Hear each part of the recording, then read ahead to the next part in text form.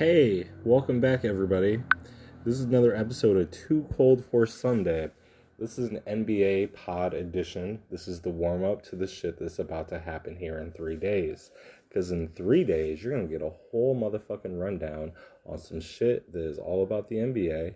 It's going to be me. It's going to be my friend Joe Lindsay. We're going to talk NBA. We're going to get people caught up on the play-in game. We're going to get people caught up on what's about to happen in the playoffs. This pod that you're listening to right now is about my thoughts on the regular season of 2020 through 2021. The regular season is over. It ended yesterday. There has been so many things that have happened this season.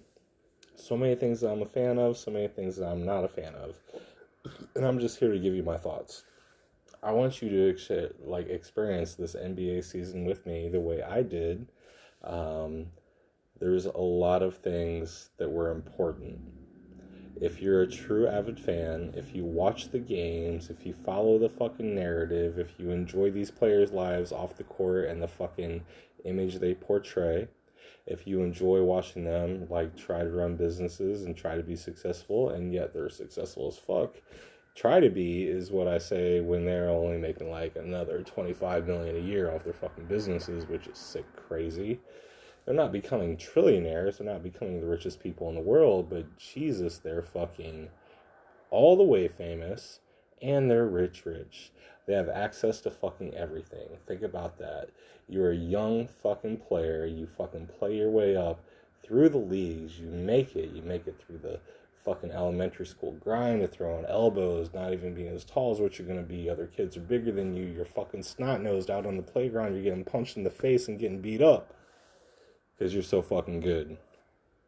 Up through the fucking ranks that you go into middle school and you're 6'3", you can start dunking on motherfuckers. You have your first dunk when you're 12 years old and you threw that bitch down fucking harder than grown men, right? So this is your trajectory, this is your path, and this is how you break down what the fuck happens to these players, because every single player that's in the NBA, these are the things that happen to them. There's not really late bloomers. There's just dudes that started to play the game a little bit late. But you're telling me if you don't think when Joel Embiid was probably 9 years old in motherfucking Cameroon, Africa, he couldn't just walk up, take a basketball, and just dunk on a motherfucker if he tried for 2-3 weeks? These dudes are freaks. They're freak fucking athletes. This isn't the fucking NFL where a dude's 6'3" and 250 and ripped. These dudes are 6'9", 250, have fucking high endurance, play fucking 35 minutes a game, hard, sweat, do cardio, and look fucking buff, and they're just as fast as you. And if you put a fucking team of NBA players on against a team of NFL players in a game of fucking football 7-on-7, you gave the top NBA guys 8 weeks to train in this sport to play against these motherfuckers. You get the right matchups going. You get all that shit in check. The right players at the right position from the NBA playing football. They would fucking dominate these NFL guys. I don't give a fuck what you say. I don't know how much more real I can be with you than for you to know that. And that is another reason why this fucking NBA season is so important. We got dudes that are tough playing this league. We got motherfucking Giannis Antetokounmpo.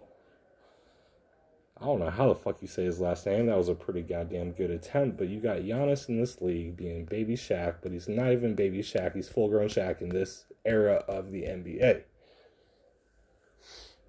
Shaq got up to 350 pounds when he was really fat, but he probably played right at about 300. So this motherfucker got to be 50 pounds overweight, and those extra 50 pounds really fucked him up. But before we got to that era of Shaq, we had just a dude who could just dominate the paint. He would play a little point guard. You saw it on fast breaks. You saw him throw some dimes. He played it as much as he could. If he would have came up in an era like this, he would have been more Giannis-like. Just the same way if Giannis came up in Shaq's era, Giannis would probably be a little bit thicker, which would be sick to see. It'd be sick to see a fucking freak athlete like Giannis get fucking thicker in the 90s. What, you think Karl Malone? You think Karl Malone's going to stop that? You think David Robinson's going to stop Giannis? Like, I know I got some people out there who probably think that David Robinson could stop Giannis, but Giannis would still get like 30, 15, 6, 4, 2, and be like 3 for 5 from 3 and get loose balls and get like 3 blocks and fucking play 39 minutes, and they probably fucking beat the fucking David Robinson Spurs. Tim Duncan. Let's talk about that matchup. Let's talk about Tim Duncan versus Giannis. What would happen there? Up till this point, you would have to say that Duncan would dominate because Duncan is the best power forward / center. He played like 8 years both positions, but people want to call him the best power forward ever, even though he played just as much center. I don't know. What the fuck is that about? How do you get to pick and choose where you rank these guys based on a fucking position? You know, when they play multiple positions, even back in the day, everyone played multiple positions. This isn't some new shit where you only have one position. You only do one fucking thing. Even at your position, you do 200 different things. And then you go to another position, you do another 200 things. So most guys are doing 400 things in the NBA. That you have to like watch your eye and train your eye to see these 400 different things. And I do during the games. I can watch it. I kind of see these 400 different things with players that I see play a lot. I don't analyze every game. I don't watch every game. I watch every broadcast game basically, but not every game. I don't get paid to do this. This isn't my career. This is my job. I can't focus even that much more effort onto this to be able to break down 400 things on one guy for you in a podcast, or even 20 on one guy for you in a podcast from my fucking memory. That's not me. If that was me, I would be a coach or I would have been a player. They are fucking basketball IQ exceptional. These are the things that people who don't like the NBA don't realize is like the mental aspect of it. Not only from like being a dog, being a fucking god, being a fucking a king, I guess is what you would say.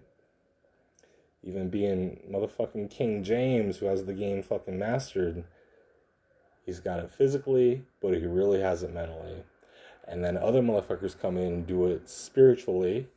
Kyrie Irving, his fucking spirituality is off the fucking charts, man.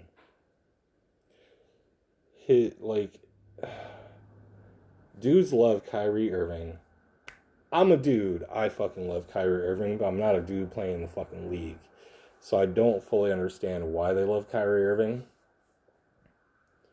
LeBron doesn't love Kyrie Irving. It was just not what he was going for, and I don't blame him. But the alternative crowd,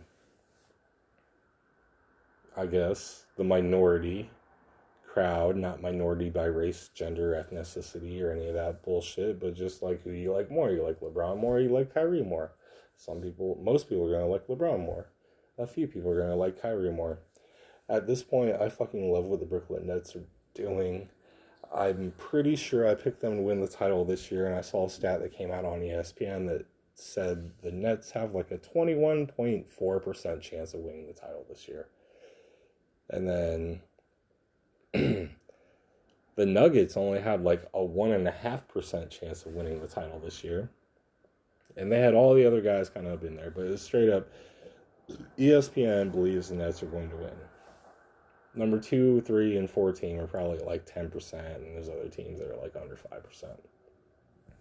I don't know if I agree with it. I agree with the Nets probably winning, and I would agree with probably putting them at 21%, but I believe if you're going to have a poll like that, you can't list 8 teams in that poll to fucking, like, make all the other numbers go away. Like, it's not like Nets versus everybody. Like 21% think the Nets will win, and then like 79% think every other team will win.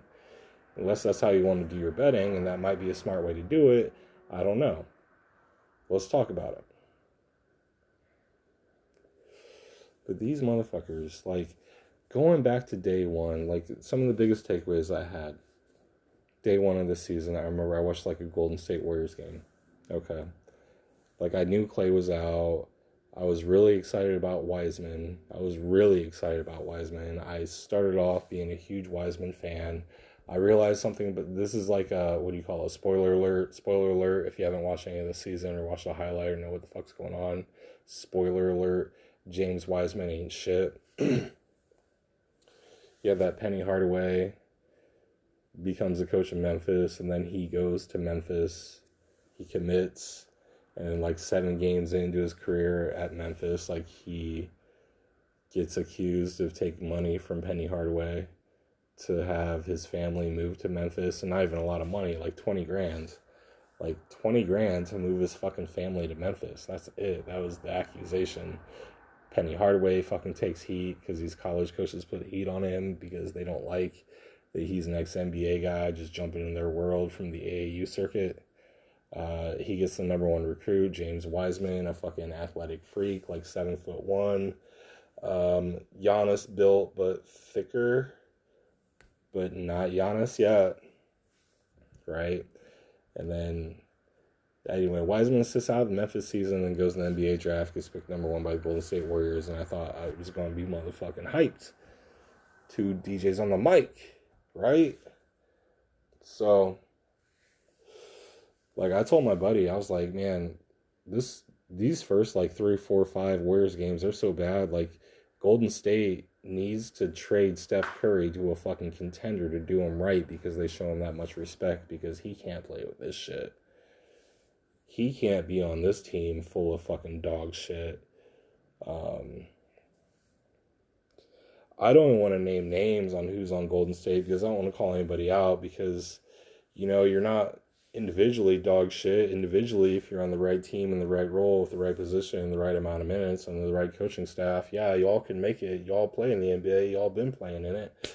But on this very specific team, how it is constructed, with the injuries that they have, y'all motherfuckers look like dog shit. Straight dog shit. Even Steph Curry was like dog shit to begin with, right? And if he's looking like dog shit, what the fuck y'all think y'all others on the fucking team look like? Cue the roll, Jack. Dog shit, motherfuckers. And look where the fuck they've come since then. Making this play-in tourney, matching up against the fucking Los Angeles Lakers, Golden State at the 8 seed, Los Angeles at the 7 seed. That's must-see TV. It could very well be the Los Angeles Lakers versus the Golden State Warriors in the fucking Western Conference because it's a 7-8. They're not going to match up until the conference finals after this play-in. I am the first motherfucker to tell you this, and if you don't realize that could happen, and I know Golden State's not that good, but I know you know how good Steph Curry is. This year, probably getting MVP votes. Jokic, what are they? A 3 seed? 5th best conference in the NBA, so really they're the 5th best team, and Jokic is supposed to get all these fucking MVP votes? I don't think it's going to pan out like that. Embiid was a fucking monster, and what did the Philadelphia 76ers finish in the NBA? I'm pretty sure number 1. Fact check me, because I can be wrong on this, but I really don't think I am wrong on this. The Philadelphia 76ers are the number 1 team in the NBA going into the playoffs.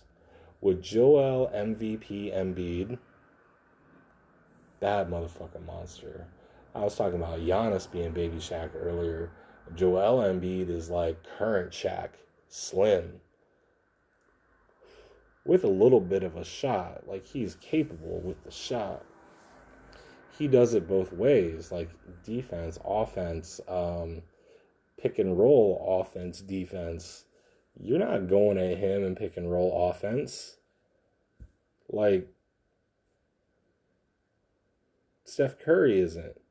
Damian Lillard isn't.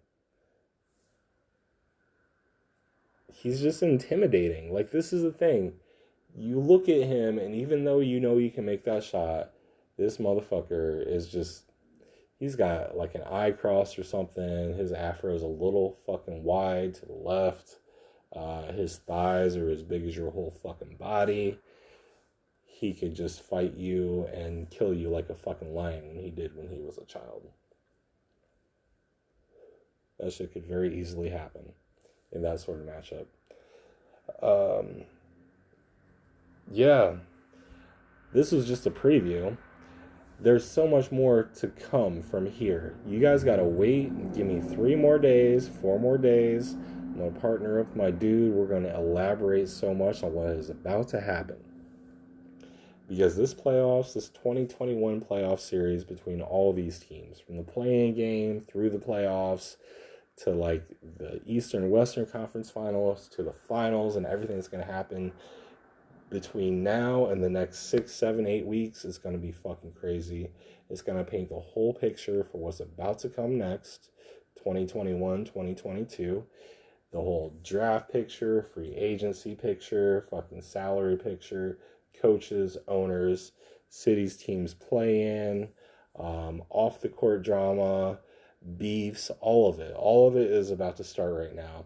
So if y'all haven't been tuning into the NBA or to Too Cold for Sunday, get the fuck out of here. Because why the fuck did you make it 25 minutes in this pod and you don't like me or you don't like the shit I talk about? Y'all are real fucking weird. But until Friday, I will talk to y'all motherfuckers then.